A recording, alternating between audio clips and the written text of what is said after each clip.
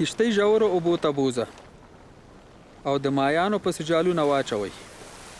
هی استاده، موږ ټوله شپه کوښښ وکړو خو هیڅ مو نه نیول.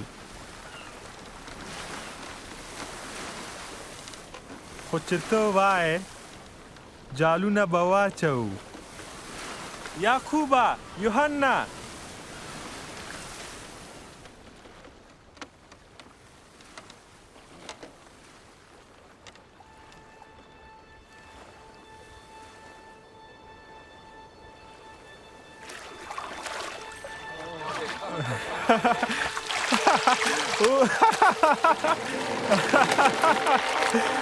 یعقوبه، یوحنا، خپله کښتۍ دلته راولئ، موږ سره مرسته وکړئ، زر شئ.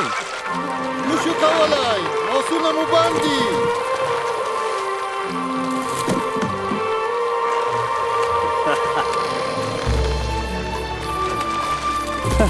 بس ده بس ده.